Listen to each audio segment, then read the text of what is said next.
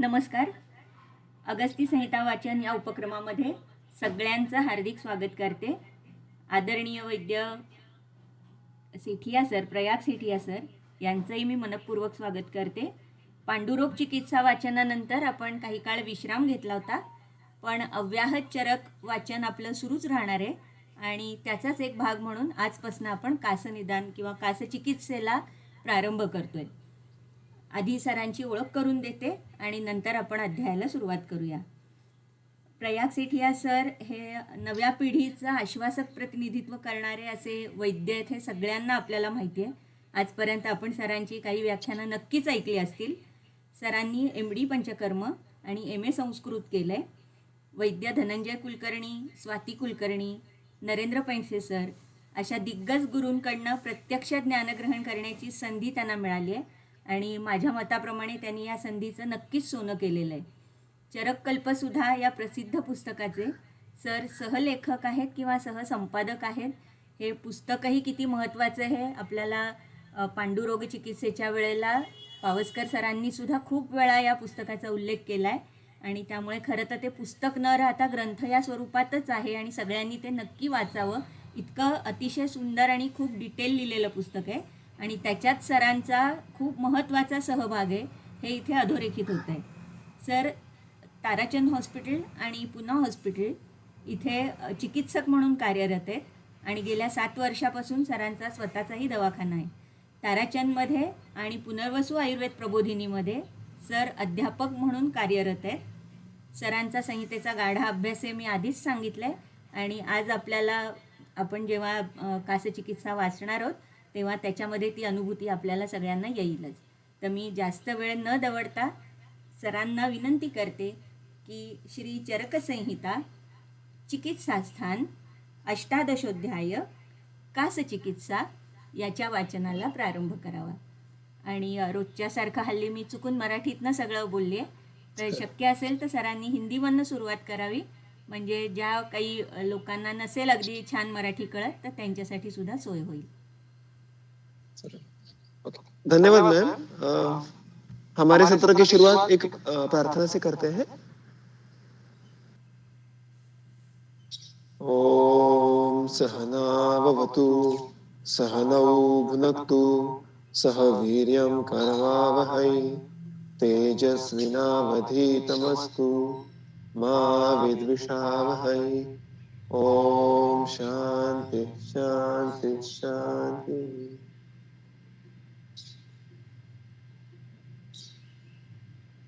सर्वप्रथम प्रियदर्शिनी मैम का मैं मनपूर्वक आभारी हूँ. उन्होंने जो भी बातें कही उसको सुनकर मुझे थोड़ा सा ऐसा कह सकते हैं कि प्रेशर आ चुका है, क्योंकि एक स्वयं का अत्यंत अच्छा ग्रंथाभ्यास और कर्माभ्यास होने के बाद भी वो बहुत आदर पूर्वक मुझे संबोधित कर रही थी, लेकिन मेरा वय, मेरा अनुभव और मेरा ज्ञान भी वही तुलनात्मक रीत्या कम है. तो इसलिए ये संधि देने के लिए मैं उनका इस उपक्रम का मनपूर्वक आभारी हूँ. और जब हमारी सबसे पहला संवाद हुआ था, मैम के साथ बात हुई थी, तो एक बहुत ही अच्छे से लिबर्टी मैम ने मुझे दी थी. वो जो बहुत आजकल के टाइम बाउंड शेड्यूल में या जो एक पद्धति होती है अध्ययन की, उसमें हमें दुर्दैव से कम मिलती है कि सर आपको जितने सेशंस लेने हैं उतना आप ले सकते हैं. आप काशी चिकित्सा को, हमने चरक संहिता को केंद्र स्थान में रख के ये उपक्रम शुरू किया है, लेकिन इसमें कोई कालावधि ये आप पे कोई उसका बाइंडिंग नहीं है. ये आजकल बिल्कुल उल्टी बात होती है, क्योंकि समय की सीमा होती है, बहुत सारे मुद्दे होते हैं.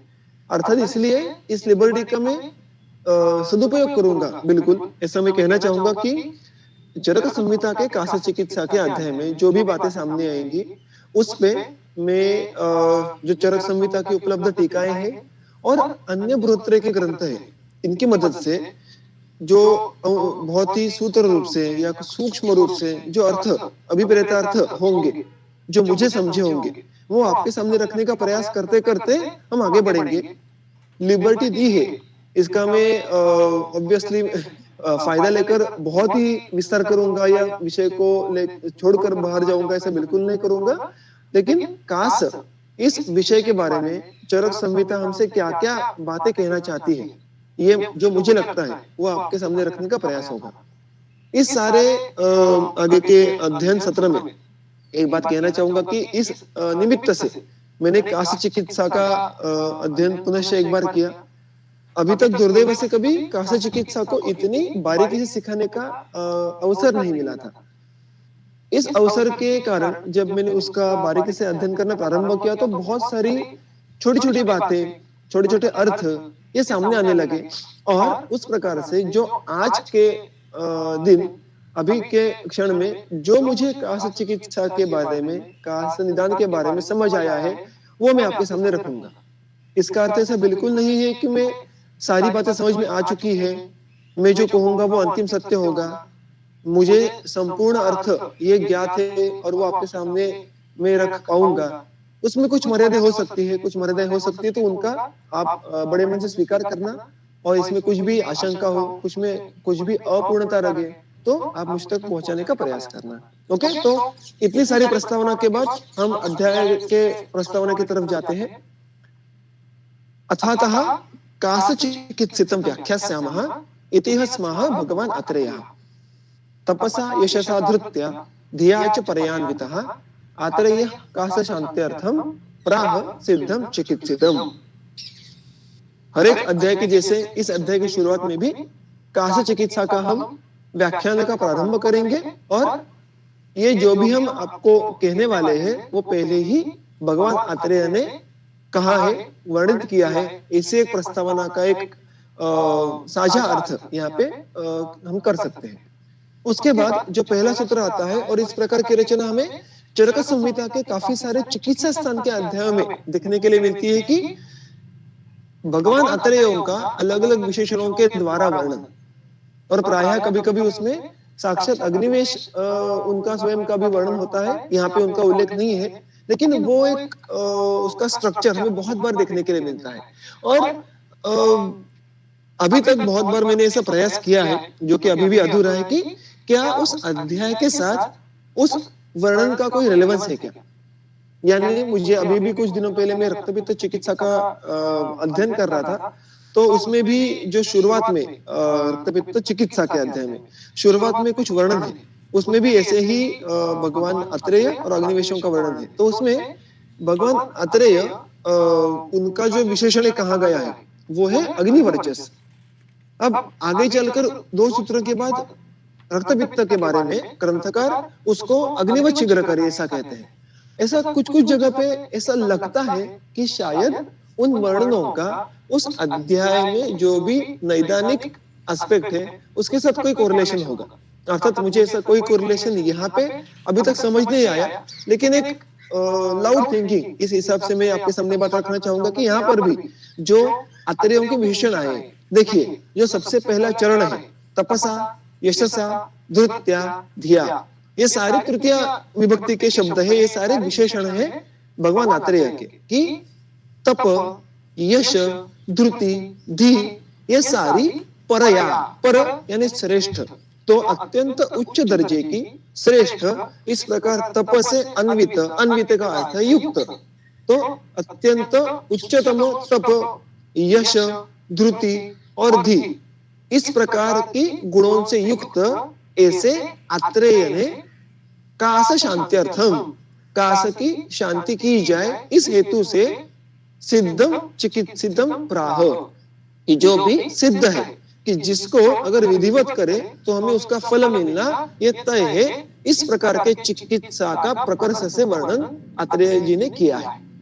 अब यहाँ पे एक जो टीका में बात आई है उसका थोड़ा सा मैं एलेबोरेशन करूंगा कि प्रायः हमें ये बात देखने के लिए मिलती है चरक संहिता में कि पहले अग्निवेश ये प्रश्नों को पूछते हैं और फिर उसके उत्तर स्वरूप आगे पुनर्वसु आत्रेय के वर्णन आते हैं, किंतु यहाँ पे किसी प्रश्न का वर्णन नहीं है। इस बात का भी कॉग्निजेंस ये चक्रपाणी जी लेते हैं। वो कहते हैं, मैंने पूरी टीका यहाँ पे नहीं लिखी है, कि भाई यहाँ पे तो प्रश्न का उल्लेख नहीं है, तो बिना पूछे क्या पुनर्वसु आत्रेय ने उत्तर दे दिया या कोई विषय शुरू किया, तो उसका जो उत्तर है वो पहली पंक्ति में है, अत्र च आत्रेयस्य अभिधानात् एव शिष्य प्रश्नः अनुमीयते।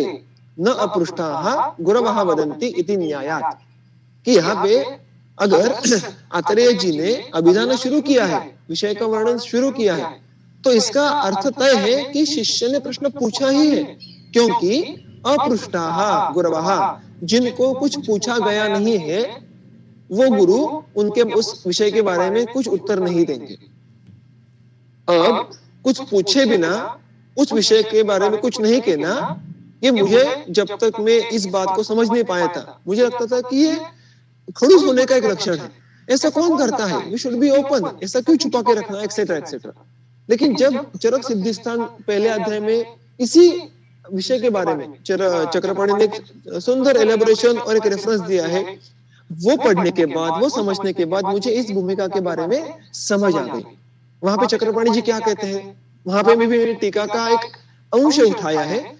वहां पे जो आप दूसरी पंक्ति देख सकते हैं यहाँ पे कि प्रश्नानुगुण गुरु बुद्धि प्रकाशार्थम, कि शिष्य ने गुरु को कुछ पूछना है। ऐसा क्यों करना है? तो प्रश्न के बाद गुरु बुद्धि प्रकाशार्थम, कि गुरु के बुद्धि में प्रकाश है। प्रकाश है इसका अर्थ क्या है? तो आगे जाके उसने उसका भी एक अन्य संदर्भ कोट किया है कि यदुक्तम भरद्वाजेन अप्रदुष्टेन भावेन प्रसन्नेन अंतरात्मना शिष्येण सम्यक् पृष्टस्य गुरोः बुद्धि प्रकाशते। शब्दशार्थ क्या उसका? कि गुरु की बुद्धि प्रकाशमान होती है, यानी गुरु की बुद्धि में ये समझ उत्पन्न होता है। क्या?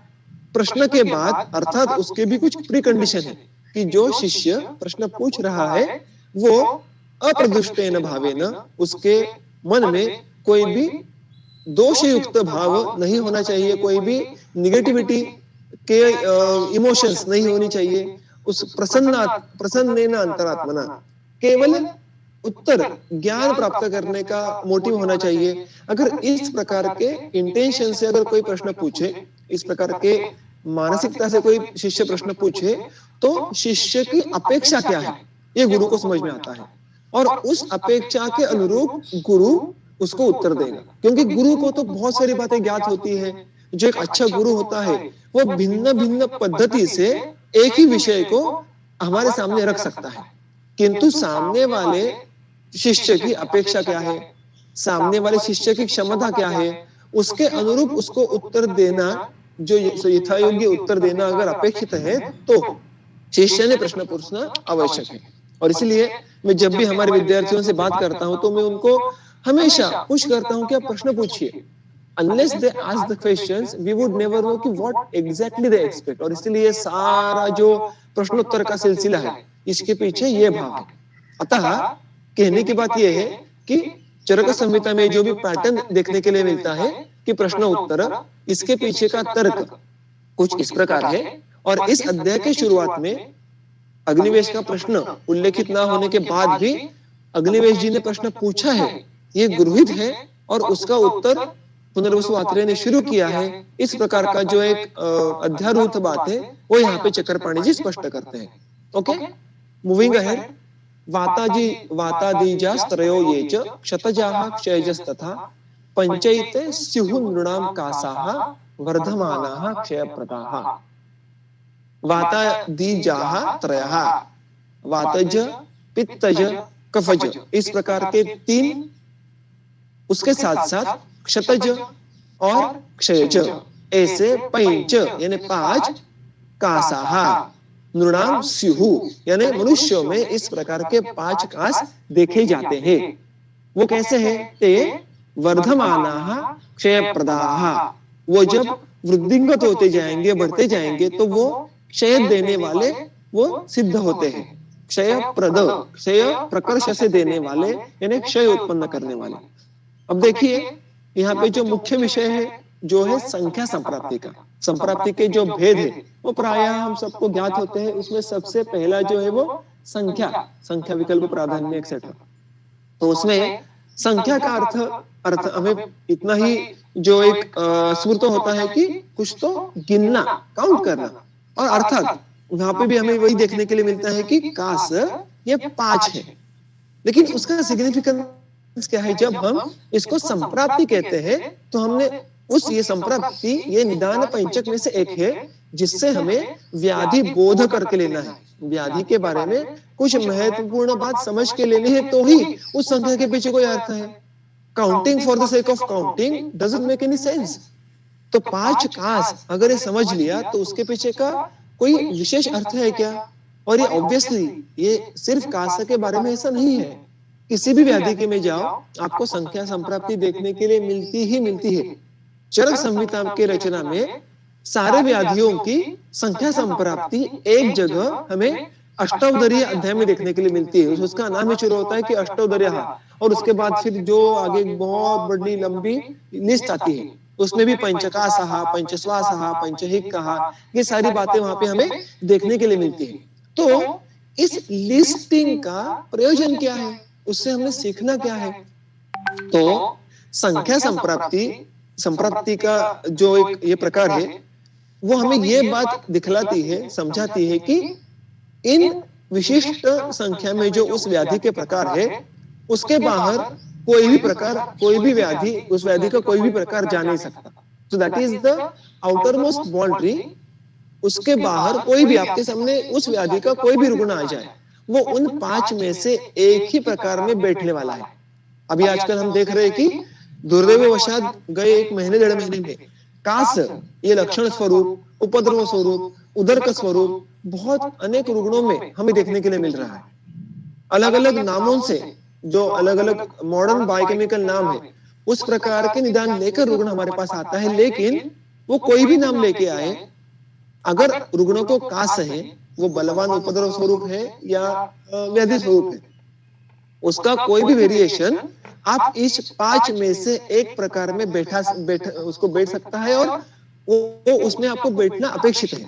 तो कोई भी कास प्रकार आपके सामने आए तो वो आइदर वातज या पित्तज या कफज या क्षतज या क्षयज होगा, उसके बाहर कास हो ही नहीं सकता। ये संख्या संप्राप्ति का सिग्निफिकेंस है। और अगर ये बात हम पक्का जान ले तो चिकित्सा प्रारंभ करना भी सुलभ हो जाता है। इसीलिए चक्रपाणी जी भी यहाँ पे कहते हैं कि सकल कास अवरोधम अत्र एव। और यही बात आपको किसी भी व्याधि के बारे में समझ के लेनी है। हमने गए 3-4 सालों में देखा था कि कोविड नाम से अलग अलग प्रेजेंटेशन से हमें देखने के लिए मिले, लेकिन इतना होने के बाद भी अष्टौ ज्वराः, इसके बाहर कोई भी ज्वर का प्रकार जाने वाला नहीं है। फिर वो स्वाइन फ्लू लेके आए, कोविड लेके आए या और कोई लेके आए, अगर वो ज्वर का रुग्ण है ऐसा आपको लगता है तो वो 8 में से एक ज्वर का ही प्रकार होगा, और उन 8 प्रकारों में ही ज्वर के अन्य प्रकार भी समाविष्ट होंगे। फिर आप उसको विषम ज्वर कीजिएगा, आप उसको जीर्ण ज्वर कहिएगा, आप उसको पुनरावर्तक कहिएगा, ये जो विशिष्ट प्रकार है उनका भी क्लासिफिकेशन संख्या संप्राप्ति में ही करना संभव होता है। अतः जब भी रुग्ण आपके पास आए तो आपके केस पेपर पे संख्या संप्राप्ति में से किसी एक प्रकार का निदान होना यह अत्यंत आवश्यक है, उसके बाहर जाना संभव ही नहीं। That is the significance of संख्या संप्राप्ति। तो इस प्रकार वातज कास के 5 संख्या संप्राप्ति है कि पंचकासः। अभी यहाँ पे क्षतज और क्षयज ये दोषज भेद नहीं है साक्षात, और हमें ऐसे बहुत सारे व्याधियों में देखने के लिए मिलता है। जैसे आपने पांडु में देखा होगा कि दोषज भेद कहने के बाद भी उन्होंने मृत भक्षण जन्य ऐसा एक विशिष्ट भेद कहा है। जब भी ऐसे दोषज भेद छोड़कर कोई विशिष्ट भेद कहते हैं तो उसके पीछे प्रयोजन क्या होगा? देखिए, हम व्याधि का निदान करते हैं, उसका प्रयोजन क्या होता है? उसका प्रयोजन है चिकित्सा करना, धातु वैषम्य से धातु साम्य प्रस्थापित करना। अगर वो प्रयोजन है तो जब वो कोई अलग भेद हमें निदान का दर्शाते हैं तो उसका स्पष्ट प्रयोजन होता है कि चिकित्सा में भी भेद उत्पन्न होने वाला है। दोषज प्रकारों से कुछ अलग चिकित्सा के बारे में सोचना होगा, तभी वो हमें कोई अलग निदान के बारे में सूचित करेंगे। अतः क्षतजकास, क्षयजकास, इनमें भी कर्तृत्व दोषों की तरफ ही है। इनमें भी संप्राप्ति शुरू कौन करने वाले हैं? दोषी शुरू करने वाले हैं। किंतु वात पित्त कफज इन कास भेदों से कुछ अलग सोच ये हमें यहाँ पे रखना आवश्यक होता है। इनमें हेतुओं के नाम से या संप्राप्ति के विशिष्ट एक स्टेप के नाम से उन्होंने कैटेगराइजेशन किया है। तो क्षतज कास, इसका अर्थ क्या है? उरक्षत पूर्वक, जिस कास की जो संप्राप्ति की पहली पायदान है वो है उरक्षत, और उसके बाद संप्राप्ति शुरू होती है। उसी प्रकार क्षयज, क्षयज ये शब्दशः अगर इसका हमने अर्थ देखा तो धातु क्षय, ऐसा स्पष्ट उसका अर्थ होता है। किंतु जब भी हम उसका प्रकार और उसका वर्णन देखेंगे तो ये बात हम समझ में आती है कि धातु क्षय ये कोई भी धातु क्षय नहीं है। तो राजयक्ष्मा के रुग्ण में राजयक्ष्मा के हेतुओं के द्वारा जब धातु क्षय उत्पन्न होता है और उस कारण कास की उत्पत्ति होती है तो उस कास विशेष को हम क्षयज कास कहेंगे। ऐसी वैशिष्ट्यपूर्ण संप्राप्तियां और अर्थात वैशिष्ट्यपूर्ण चिकित्सा होने के कारण हमें दोषों के प्रकारों के अलावा भी ये दो प्रकार देखने के लिए मिलते हैं। अब यहाँ पे वातज, पित्तज, कफज, इनके साथ साथ उन्होंने संसर्गज या सांधिपातिक ऐसे भेदों का वर्णन नहीं किया है। इसका कारण भी शायद अब सब जानते होंगे कि जहां जहां पे इस प्रकार कोई विशेष वर्णन किया होगा वहां पे संसर्गज या सन्निपातिक प्रकारों में कोई विशेष लक्षण की उत्पत्ति होती है। वहां पे प्रायः विकृति विषम समवाय के कारण हमें कोई भिन्न लक्षण देखने के लिए मिलते हैं जो पहले वात पित्त कफज लक्षणों में उत्पन्न नहीं हुए होंगे। अगर ऐसा नहीं हो, यानी जो कास व्याधि में कि संसर्गज सन्निपाती प्रकारों का उल्लेख नहीं है, इसका अर्थ क्या हुआ कि it is an arithmetic addition. संसर्गज अगर कास देखने के लिए मिला तो वो वातज और पित्तज इन लक्षणों का साझा होने वाला है, उनकी एडिशन होने वाली है। उनमें कोई विशेष लक्षण उत्पन्न नहीं होगा और चिकित्सा करने के समय भी आपको वातज कास, पित्तज कास, इन दोनों चिकित्साओं का समुच्चय करके उसकी चिकित्सा आप कर पाओगे। अतः यहाँ पे द्विदोषज और त्रिदोषज इस प्रकार के कास विशेषों का वर्णन नहीं है। तो जहां जहां पे वर्णन है या नहीं है, ऐसे व्याधियों में इस लॉजिक के बारे में हमें उसका एप्लीकेशन ये हर जगह करना है।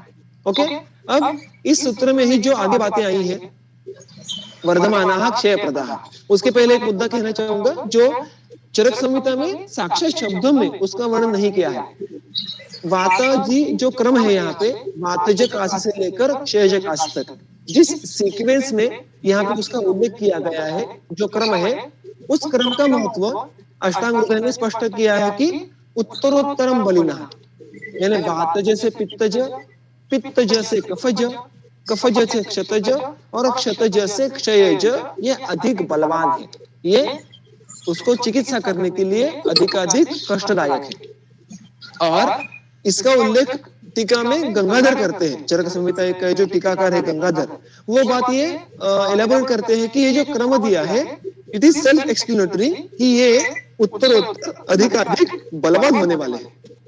अब ये बात व्यवहार में बहुत ही महत्वपूर्ण है, क्योंकि प्रायः हमें अगर इसका अंदाजा नहीं हो तो जब भी वातज कास का रुग्ण आता है तो हमें संभव लगता है कि यह अधिक कष्टदायक होगा। हमें कफज कास का रुग्ण लगता है कि इसको तो कम कर लेंगे, लेकिन ऐसा नहीं है, क्योंकि वातज कास, कफज कास ये रुग्ण हमें व्यवहार में पित्तज कास से अधिक मात्रा में देखने के लिए मिलते हैं। तो वातादि जहां यहाँ से लेकर जो कुल मिलाकर 5 कास है वो उत्तरोत्तर बलवान क्यों है? देखिए, मैंने जो शुरुआत में भी कहा था कि मैं जो लिबर्टी लूंगा वो कुछ इस जगहों पे लूंगा कि हर एक सूत्र के पीछे जहां जहां पे हम व्हाई ये पूछ सकते हैं और उसका उत्तर हम ढूंढ सकते हैं, उसको हम ये प्रश्न करेंगे और उसके पीछे का तर्क समझने का प्रयास करेंगे, क्योंकि ये सारी बातें तर्क सिद्ध होती है, हमें मात्र उसको ढूंढना होता है। अर्थात इस प्रश्न का उत्तर मैं अभी नहीं दूंगा, जब हम संप्राप्ति समझेंगे तो इसका उत्तर हमें बिल्कुल मिल जाएगा। लेकिन ये एक प्रश्न है, ये सिर्फ बात आपके बुद्धि में रखिएगा। दूसरा एस्पेक्ट, वर्धमानाः क्षय प्रदाः, कि ये व्याधि, इसमें से कोई भी कास प्रकार जब बढ़ता जाएगा, अगर उसकी उपेक्षा हुई, उसकी चिकित्सा ये यथायोग्य नहीं हुई, रुग्ण ने उसमें जो भी आहार विहार का पालन करना है वो नहीं कर पाए और संप्राप्ति आगे बढ़ती ही रह गई, तो क्या होने वाला है? तो संप्राप्ति की एक ऐसी विशेषता है यहाँ पे कि वो स्टैग्नेंट ऑब्जेक्ट नहीं रहती, वो आगे बढ़ती रहती है और आगे जाकर वो क्या करती है यहाँ पे, वर्धमाना क्षय प्रदाह, रुग्ण को क्षय, क्षय का दान करती है, यानी रुग्ण के शरीर में हमें क्षय देखने के लिए मिलता है। अभी यहाँ पे क्षय के दोनों अर्थ दिए हैं जो दोनों रिलेवेंट है। देह क्षय कारक यानी साक्षात मारक, बहुत दिन तक अगर काश टिका तो वो ग्रेजुअली शरीर में इस प्रकार का क्षय उत्पन्न कर सकता है, यानी साक्षात रुग्ण को मृत्यु की तरफ धकेल सकता है। और ये चांसेस आगे आगे के काश प्रकारों में बढ़ते जाएंगे। क्षय काश में अगर उपेक्षा हुई तो उनसे मृत्यु होने की संभावना बहुत अधिक है। वो शक्यता वातज काश में तुलनात्मक रूप से बहुत कम है, ये भी बात हमें समझ के लेनी है। और दूसरा अर्थ है धातु क्षय प्रद, कि अगर काश बहुत दिन तक टिका तो वो आगे जाकर उस रुग्ण में धातु क्षय का प्रारंभ कर देता है। अब वैसे देखने के लिए जाए तो कोई भी व्याधि हो, अगर वो बहुत दिन तक शरीर में टिका तो अल्टीमेटली रुग्ण को अपतर्पण की तरफ ही लेके जाएगा।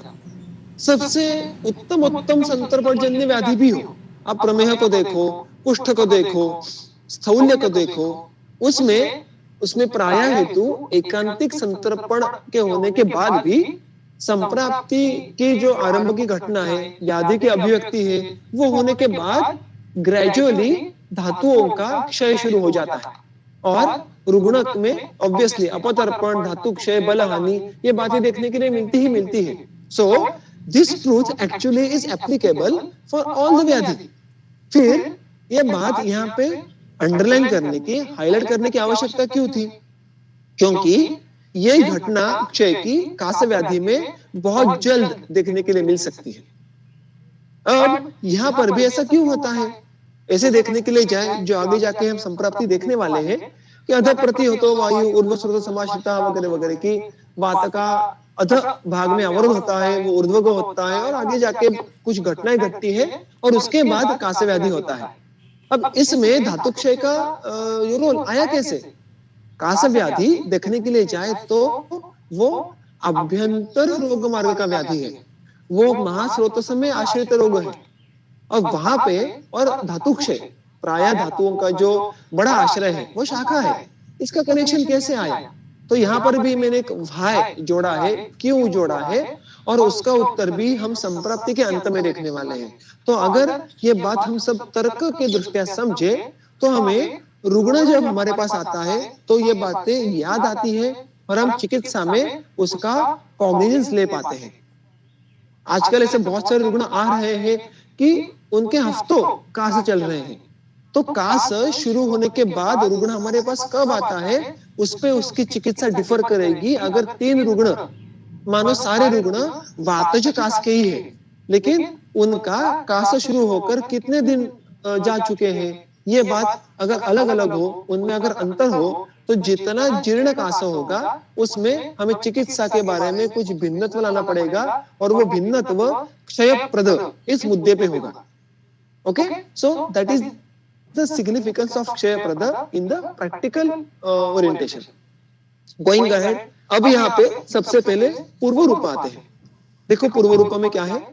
पूर्व रूपम भवेत् तेषां शूक पूर्ण गलास्यता कंठे कंडूष्य भोज्यानाम अवरोधश्च जायते। ये सारे पूर्व रूप ये व्यवहार में हमें देखने के लिए मिलते हैं। रुग्ण आपके साथ ये लक्षण शेयर करते हैं। अगर दुर्दैववशात आपको भी काश हुआ होगा तो इनमें से कुछ लक्षणों का, कुछ पररूपों का अनुभव आपने भी लिया होगा। देखिए, शूक पूर्ण गलास्यता, शूक मैंने मराठी में लिखा यहाँ पे तुस। अब शूक का अर्थ क्या है कि जो भी प्रायः तंतु जो धान्य पे बाहर के बाजू में होते हैं उसको शूक कहते हैं। इसलिए शूक धान्य ये संज्ञा आई है कि जिन धान्यों को शूक होते हैं बाहर से, जैसे शाली है, हमारे राइस होगा, व्हीट हो गए, उसको हम शूक धान्य कहते हैं। क्या अगर मानो वो गले में बहुत ज्यादा भर गए तो कैसे भावना होगी? उसको शूक पूर्ण गलास्यता ऐसा कहा है। गल और आस्य अगर वैसी भावना मुख में भी होगी तो उसको शूक पूर्ण आस्यता ऐसा आप कहेंगे। कंठे कंडूहु, अगर गले में खिचकिचाहट, ये जो टीवी पर बहुत प्रसिद्ध वाक्प्रचार हो गया है, उसका अर्थ है यहाँ पे कंठे कंडुहु, कि गले में कंडू की संवेदना उत्पन्न होना। भोज्यानाम अवरोध, भोज्य यानी जो आहार पदार्थ है उनमें सेवन करने में अवरोध उत्पन्न होना। अब यहाँ पे इसके जो कुछ अलग अलग अर्थ के शेड दिए हैं टीकाकारों ने, वो मैंने आपके सामने रखे हैं कि अन्न सेवन करने में कष्ट क्यों हो सकता है। सबसे पहला अरुचि, अरुचि के कारण ही अन्न सेवन नहीं हो रहा होगा, तो वो भी एक प्रकार का आहार सेवन का अवरोध है।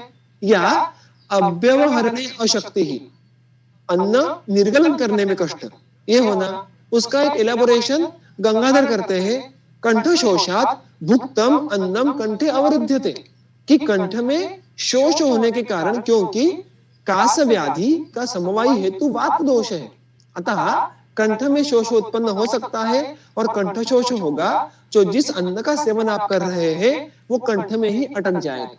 तो ये अलग अलग शेड से भोज्यानाम अवरोध इस पूर्व रूप विशेष के। इसके अलावा जो अष्टांग संग्रह और सुश्रुत में कुछ भिन्न भिन्न पूर्व रूप दिए हैं, उनका उल्लेख मात्र मैं यहाँ पे करूंगा। अष्टांग संग्रह में आता है हृदयस्य अस्वास्थ्यम, सुश्रुत में दिए हैं गल तालु लेप।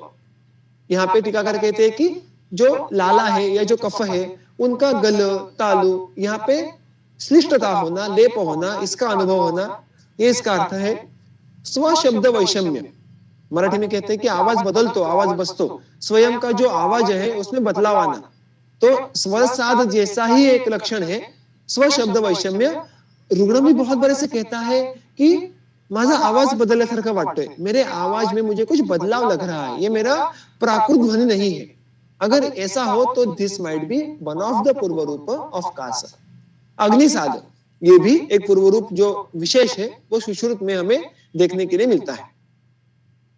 अब संप्राप्ति, सूत्र क्रमांक 6 से लेकर सूत्र क्रमांक 8 तक कास की संप्राप्ति है। मैं पहले संप्राप्ति को अथ से इत तक पढ़ता हूं और फिर उसके बारे में कुछ उसका जो विवेचन है वो प्रारंभ करूंगा।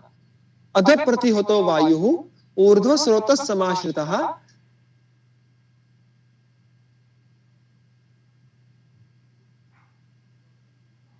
अनुभवम आप सर्वाणि आभञ्जन आक्षिपन् देहम हनुमन्ये तथाक्षिणी नेत्रे पृष्ठम उरः पार्श्वे निर्भुज्य स्तंभयस्ततः शुष्को वा सकफो वापि कसनात् कास उच्यते। देखिए अब यहाँ पे प्रायः 3 सूत्र हमारे सामने है कि जहाँ पे हमने संप्राप्ति को समझना है। यहाँ पे मैंने कुछ शब्दों को अंडरलाइन किया है। वो शब्द अगर आप देखो सारे क्रियापद से संबंधित है। प्रतिहतः, समाश्रितः, गर्मी થાય છે મને બહુ सक्तः, અને ગરમી अवश्य થાય છે एक्सेट्रा। અંદર ના મને થોડી વાર બહાર બેસું છું किसी का तो माइक चालू है, कृपया उसको म्यूट कीजिएगा, तो सारे श्रोताओं को भी फिर उसमें डिस्टर्बेंस आ जाता है। तो संप्राप्ति में जो मैंने अंडरलाइन की है वो अलग अलग क्रियापदों के, अलग अलग वर्ब्स के अलग अलग रूप विशेष है। जब भी हम किसी भी व्याधि के संप्राप्ति को समझते हैं तो इनका अनन्य साधारण महत्व होता है to understand the sequence of the events. कि संप्राप्ति ये एक चेन है कि जिसमें दोष ये भिन्न भिन्न क्रियाओं को, भिन्न भिन्न इवेंट्स को एग्जीक्यूट करते हैं और वो किस क्रम में एग्जीक्यूट करते हैं, कहां पर जाकर एग्जीक्यूट करते हैं, किस प्रकार एग्जीक्यूट करते हैं, ये बात समझ के लेने के लिए इन क्रियापदों को समझना अत्यंत आवश्यक हो जाता है। अतः for the sake of highlighting this क्रियापद मैंने यहाँ पे उनको अंडरलाइन किया है। जब हम इन क्रियापदों को एक विशिष्ट क्रम में अरेंज करके लेते हैं और उन क्रियापदों के आधार पर हम अलग अलग टप्पों को समझने का प्रयास करते हैं, तब हमें संप्राप्ति ये उसका पूरा जो एक उसके पीछे का विवेचन है वो समझ के लेना अत्यंत सुलभ हो जाता है।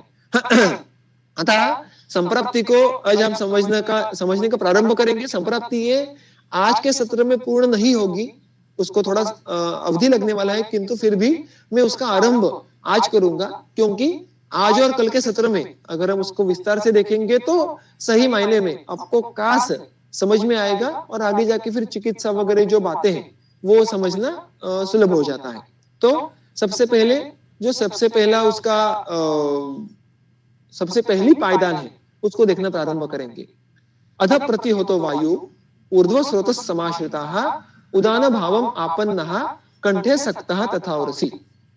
मैंने आपको शुरुआत में कहा वैसे कि आज के इस सत्र के लिए मैंने जब कास का अध्ययन करना ये मूल से प्रारंभ किया, मैंने पहले ही कहा था वैसे कि जब भी मैम ने मुझे कहा कि आप लिबर्टी ले सकते हैं कि आप अध्याय को चाहे जिस प्रकार से सिखाओ, तो मेरे मन में जो मुझे एक्चुअली ये पद्धति बहुत आइडियल लगती है कि हर सूत्र की कोई साक्षात यूटिलिटी, क्लिनिकल यूटिलिटी विद्यार्थियों को कहने का प्रयास हमेशा करने की आवश्यकता नहीं है, ऐसा मुझे लगता है। स्पेशली जो विद्यार्थी अभी महाविद्यालय में जा रहे होंगे, तो बहुत बार आजकल जो वैद्य है उनको सिखाने के समय अगर विद्यार्थी ये सामने वैद्य यानी बीएमएस करके जो प्रैक्टिस कर रहे हैं, तो उनको सिखाने के समय एक सबकॉन्शियस माइंड में ऐसा रहता है कि हम उनको हमेशा हर एक सूत्र में से कुछ यूटिलिटी ओरिएंटेड नॉलेज देने का प्रयास करें कि देखो ऐसा होगा तो रुग्ण आपके पास ऐसा आएगा तो उसको ये कहना पड़ेगा कि रुग्ण में आपको ये देखना है, रुग्ण जब ये लक्षण कहता है तो उसके पीछे का ये विचार है, तो ऑब्वियसली वो तो बात जरूरी है, इंपॉर्टेंट है, बट बहुत बार हमें उस सूत्र में ग्रंथ का अभिप्रेतार्थ क्या है वो समझने के लिए उसके से भी गंभीर रूप से डेप्थ में जाना आवश्यक हो जाता है। और कभी कभी सब कुछ छोड़कर चरक संहिता आपको कहना क्या चाहती है ये समझना, उसका अभिप्रेतार्थ समझना और वो अभिप्रेतार्थ हर एक शब्द में से समझ के लेना ये अत्यंत आवश्यक हो जाता है। अगर वो आप सब कुछ छोड़कर समझने का प्रयास करें तो ऑब्वियसली आपको उसका क्लिनिकल ओरिएंटेशन वगैरह बातें समझ में आ जाएंगी, लेकिन आप कुछ मिस आउट नहीं करोगे। सो यहाँ पर भी मैं जब काश चिकित्सा का अध्ययन मूलतः कर रहा था तो मेरे मन में वही भूमिका थी कि मैं जब भी सिखाने का प्रयास करूंगा तो मैं हर एक शब्द का कॉग्निजेंस लूंगा, हर एक शब्द के पीछे का अर्थ क्या है, ग्रंथकार उस शब्द की रचना क्यों करना चाहते हैं, ये पहले मैं मेरे मन में स्पष्ट करूंगा तो ही शायद मैं क्लैरिटी से समझा पाऊंगा। और इसलिए मैंने जब अध्ययन का प्रारंभ किया तो कुछ बातें जो मैंने आज तक नहीं सोची थी, जो आज तक मुझे समझ में नहीं आई थी या मेरे दृष्टि के परे रह गई थी, वो बातें सामने आने लगी, तो वो मैं आपके सामने शेयर करना चाहूंगा। So as I told you before also कि it is going to be a loud thinking, it is going to be something new which I haven't taught yet. तो आप भी वो समझने का प्रयास कीजिए और उसमें आपको कुछ भी आशंका हो तो आप वो मुझ तक ला सकते हैं। तो ये सब में इतनी बड़ी प्रस्तावना कहने का जो प्रयोजन है वो है एक शब्द ऊर्ध्व स्रोत समाश्रितः। जब ये मैं संप्राप्ति का अध्ययन कर रहा था, और अर्थात मैं बहुत बार ऐसा करता हूं कि एक संप्राप्ति को बृहत्त्रयी के सारे ग्रंथों में से देखता हूं और फिर उनमें उसके आधार पर मैं एक साझा संप्राप्ति बनाता हूं, और ये सारी संप्राप्तियां मर्ज करने के बाद बहुत सारे जो डाउट्स है, बहुत सारे जो मिसिंग लिंक्स हमें लगते हैं वो निकल जाते हैं, ऐसा मेरा अनुभव है। तो वही बात मैं कर रहा था और मैंने यहाँ पे जब वाग्भट यानी अष्टांग हृदय की संप्राप्ति सामने रखी तो जो पहले सारी पंक्ति है जो मैंने हाईलाइट की है उस प्रकार की रचना वो हम सबको ज्ञात है, वो मैंने पढ़ी। वो क्या है देखिए, तत्रादो विहतो नीलः ऊर्ध्वं प्रवृत्तः प्राप्योरः तस्मिन् कंठे च संसजन्। अब जो मैंने एक ही रंग के जो यहाँ पे अलग अलग जो सूत्र में से अलग अलग शब्द हाईलाइट किए हैं वो उस शब्दों के पैरेलल से अलग अलग ग्रंथों में से, जहाँ की चरक संहिता में अध प्रतिहतो वायु होगा तो वाग्भट ने वहां पे लिखा है तत्राधो विहतः नीलः, और ऊपर उदान भावम आपन्नः ऐसा है तो नीचे ऊर्ध्वं प्रवृत्तः ऐसा है, ऊपर कंठे सक्तः तथोरसि अगर ऐसा होगा तो नीचे प्राप्य उराह तस्मिन् कंठे संसजन ऐसा है।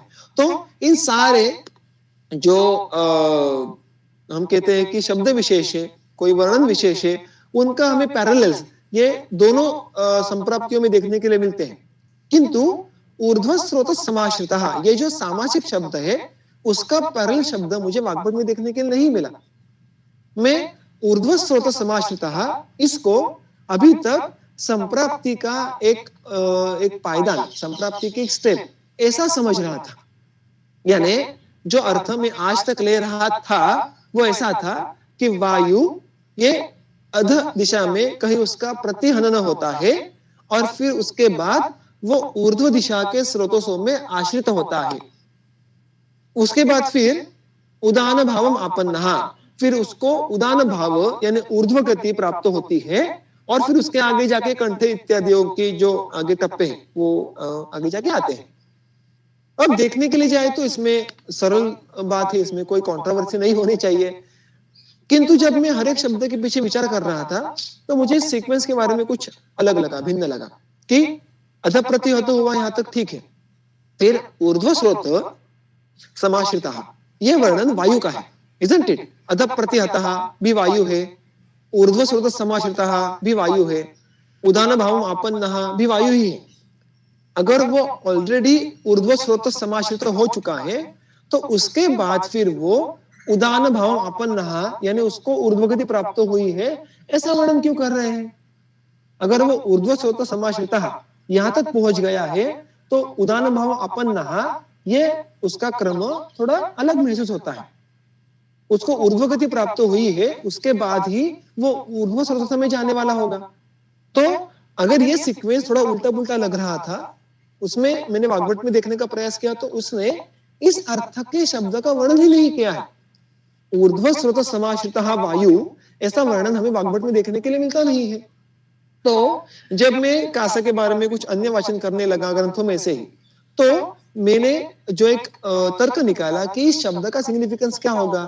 सुश्रुत की संप्राप्ति देखी जो आगे जाके मैं आपको देखने वाला हूँ, अष्टांग हृदय के निदान स्थान के कुछ अन्य संदर्भ देखे तो मुझे एक बात समझ में आई कि वाग्भट होंगे, सुश्रुत होंगे, ये बात बहुत ही सुस्पष्ट रूप से कहते हैं कि यहाँ पे कासा के संप्राप्ति में जो दुष्ट हुआ है वो वायु पंचविध प्रकारों में से प्राण है। और जब मैं ये सोचने लगा कि ये बात जो चरक संहिता में उन्होंने संप्राप्ति में कहीं नहीं है, और फिर प्राणवायु इन द सेंस प्राण इस नाम का जो वायु है उसका उल्लेख नहीं है, और ऊर्ध्व स्रोत समाश्रितः ये एक शब्द है जो वाग्भट में हमें स्पष्ट रूप से नहीं दिखता है संप्राप्ति में। ये दोनों जो लिंक्स थी जब मैंने उसको जोड़ दिया तो मुझे ये तर्क जो मन में आया कि इस संप्राप्ति में ऊर्ध्व स्रोत समाश्रितः ये कोई संप्राप्ति की पायदान नहीं है, किंतु वायु का विशेषण है which depicts कि this वायु is nothing but प्राण। So when we explain the संप्राप्ति it should be other way around, ऊर्ध्व स्रोत समाश्रितः वायु अध प्रतिहतः, यानी ऐसा वायु जो प्रायः ऊर्ध्व स्रोतों में समाश्रित रहता है वो जब अध दिशा में उसका प्रतिहनन होता है। अब ऊर्ध्व स्रोत यानी शरीर के ऊर्ध्व स्रोत से कौन से है? शिर, कंठ, उर, ये शरीर के तुलनात्मक रीत्या ऊर्ध्व आश्रित स्रोत से है। वहां पे प्रायः कौन सा वायु रहता है? हम सबको वाग्भट का सूत्र स्मरण होगा, प्राणादि भेदात पंचात्मा वायु प्राणोत्तर मूर्धगः उर कंठ चरो बुद्धि। और अगर आप चरक संहिता में चिकित्सा स्थान अध्याय क्रमांक 28 देखे तो वहां पे उन्होंने उर, नाभि, यहां तक प्राणवायु का जो व्याप्ति है वो कहीं है। तो जो शरीर के ऊर्ध्व भाग में आश्रित होता है वो वायु जब शरीर के अध प्रदेश में अभिहत होता है तो वहां पे आगे जाके कासा की संप्राप्ति शुरू होने वाली है। तो इसलिए इस अध्ययन के अंत में जो मुझे एक उसका तर्क मिला वो ये था कि इस संप्राप्ति के वर्णन में जो ऊर्ध्व स्रोत समाश्रितः ये शब्द है वो प्राण इस वायु भेद को दर्शाता है, और अगर उसका अर्थ ऐसा लिया तो सारी संप्राप्ति और अच्छे से स्पष्ट हो जाती है। अब मेरे इस फाइंडिंग कहूंगा क्योंकि मुझे अभी तक ये बात पता नहीं थी, मुझे नहीं समझ में आई, इसलिए मैं उसको आज के सत्र में फाइंडिंग कह रहा हूं। तो इसको ऑब्वियसली रिवैलिडेट करने के लिए मैंने अन्य संदर्भ भी देखने का प्रयास किया कि ऊर्ध्व स्रोत समाश्रितः ये प्राण वायु का विशेषण है।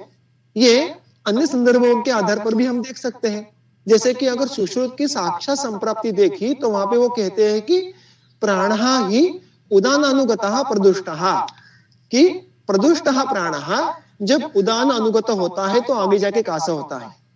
इतना ही नहीं, जो वाग्भट के निदान स्थान अध्याय क्रमांक 16 जहां पे पंचविध वायुओं के हर एक के स्वतंत्र हेतुओं का वर्णन है और स्वतंत्र व्याधियों के उदाहरण है। वहां पर भी खास इस व्याधि का उल्लेख ये प्राण विशेष जो वायु का है उसके व्याधियों की लिस्ट में आता है। मैंने आपके सामने संदर्भ रखा है, पीनस अर्धितत्रुर कास श्वासादिंश आमयान बहुन। तो यहाँ पे जो आज के जो इस सूत्र का विवरण है उसके अंत में जो कंक्लूजन में आपके सामने रखना चाहूंगा कि अतः प्रतिहतः वायु ऊर्ध्व स्रोत समाश्रितः, इसमें से जो ऊर्ध्व स्रोत समाश्रितः ये शब्द है ये संप्राप्ति का कोई संप्राप्ति की कोई पायदान नहीं है, संप्राप्ति की स्टेप नहीं है, किंतु ये संप्राप्ति में जो भाग ले रहा है, या मैं उल्टा कहूंगा कि जो संप्राप्ति के पीछे का कर्तृत्व जिसके पास है उस वायु का विशेषण है, जो हमें बात कहलाता है कि वो वायु इज नथिंग बट प्राण नामक का वायु प्रकार। अब ये सब चर्चा करने के बाद प्रयोजन क्या है, मैंने शुरुआत में कहा था कि now I will come to the utility, now I will come to the application, कि हमें चिकित्सा में इसका फायदा तो होना चाहिए। और अन्यथा बहुत सारे वैद्य आक्षेप लेते हैं वैसे कि चरित्र चर्वण करने से आप सिर्फ संस्कृत के या कुछ संदर्भों के उसके ऊपर उल्टा पुल्टा कूद कर उससे आपको प्राप्त क्या होता है।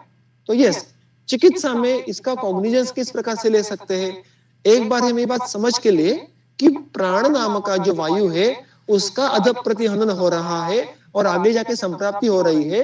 तो अध यानी कौन सा प्रदेश, नीचे यानी कहां से नीचे, कहां तक नीचे, यह बात स्पष्ट हो जाती है। यह बात हम कल संप्राप्ति में देखेंगे।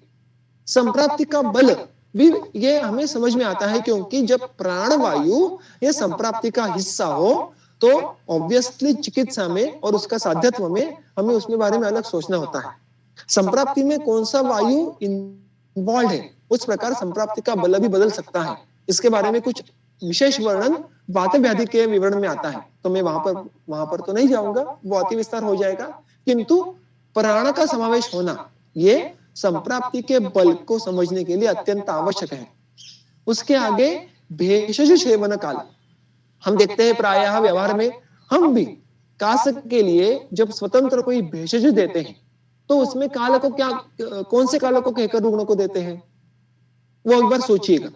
अगर आपका अवसर मिले कल तक तो जाकर अष्टांग हृदय में जहां पर भी सूत्र स्थान में आप ढूंढिएगा, बहुत ही सरल सुलभ संदर्भ है उसका, औषधि सेवन काल है। वहां पर कास के औषधियों का सेवन कब करने के लिए कहा है वो देखिएगा, और प्राण की दृष्टि हो तो किस औषधि सेवन काल में औषधि का सेवन करना है वो भी देखने का प्रयास कीजिएगा। क्योंकि उन कालों में अगर औषधियों का सेवन किया तो कास व्याधि में कास का शमन बहुत जल्दी होता है, ऐसा अनुभव भी आता है। मैंने भी ये गलतियां बहुत सालों तक की थी कि कोई विशिष्ट काल में औषधि दिया था कास का, यानी भोजन के पश्चात या भोजन के बीच में, और ऐसे भी कोई अन्य काल होंगे, तो उसको इतना अच्छा उपशय प्राप्त नहीं होता जितना अगर आप प्राण के काल में औषध दे या कास विशेष संप्राप्ति के लिए जो काल अपेक्षित है उसमें औषधि दे। और उसके साथ साथ जो अंतिम मुद्दा है कषाय कल्पना विशेष, प्राणवायु के दृष्टि के जो भी व्याधि होते हैं या प्राणवायु के स्थान में जो भी व्याधि अभिव्यक्त होते हैं, यानी उर कंठ, इसका उल्लेख हमने अभी संप्राप्ति में देखा कि वो सारे प्राणवायु के आश्रय हैं। वहां पे जब भी व्याधि की अभिव्यक्ति होती है, जो प्रसिद्ध व्याधि है, कास है, श्वास है, हिक्का है, वहां पर जो विशेष कषाय कल्पना का हम उपयोग करना आवश्यक होता है वो होता है अवलेह या लेहन स्वरूप में। आप चूर्ण विशेष को देकर अगर उसका उपयोग करें तो उससे बहुत सुंदर उपशय देखने के लिए मिलता है। ऑन द कॉन्ट्री डायरेक्टली पुड़ी का सेवन करना या किसी विशेष कषाय या आसावृष्टि का सेवन करना, ये विशिष्ट अवस्था में आप दे सकते हैं, but otherwise in most of the times it is not as much effective as लेहन। और इसके बारे में मैं आपके साथ कल वो संदर्भ शेयर करूंगा कि इसी के बारे में अगर आप कोई बड़े बड़े वैद्यों के ने जो उदाहरण दिए हैं, मैंने जो पढ़ा था कुछ दिनों पहले वो था आदरणीय वैद्य बेनी माधव शास्त्री जोशी, उन्होंने भी ये बात सामने रखी थी कि किस प्रकार अवलेह इस कल्पना का सुंदर उपयोग प्राणवायु के दृष्टि में देखने के लिए मिलता है। तो अगर ये बात हम समझ ले कि कास की संप्राप्ति में प्राणवायु का समावेश है, वो वहां पे कर्ता स्वरूप है, उसके द्वारा पूरी संप्राप्ति ये घटित होती है।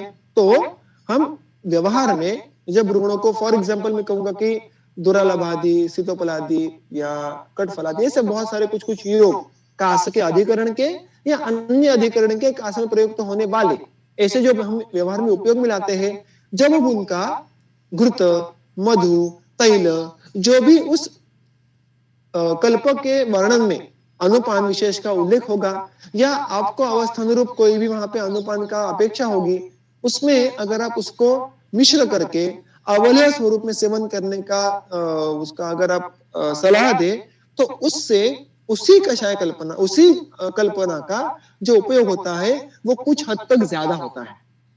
अतः अनेक विध अवस्थाओं में अवलेह या लेहन कल्पना का उपयोग करना, ये बात हमें जब प्राण के बारे में अधिक समझ आती है तो उसमें हम उसके बारे में कभी भूलेंगे नहीं।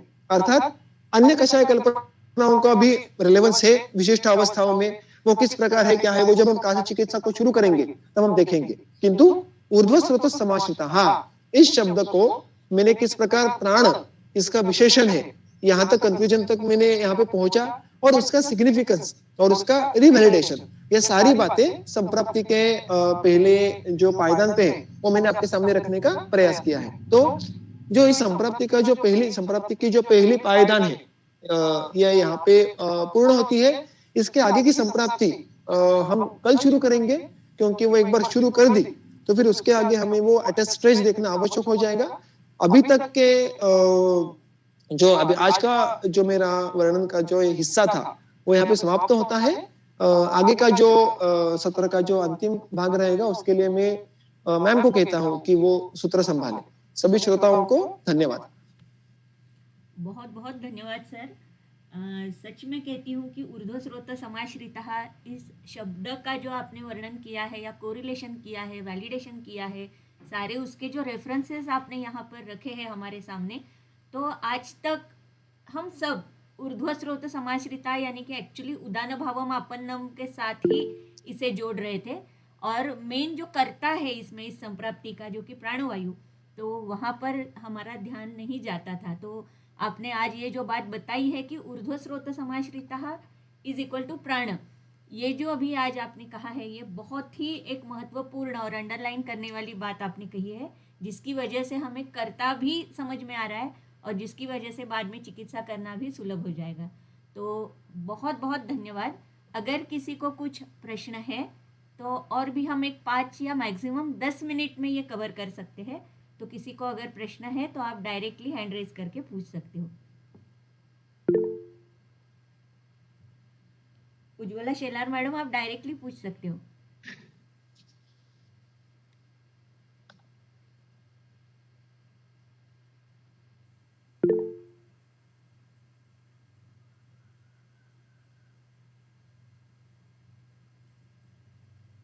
अगर किसी को कोई प्रश्न नहीं है तो मेरे ख्याल से आज का सेशन हम यहीं पे रुकते हैं।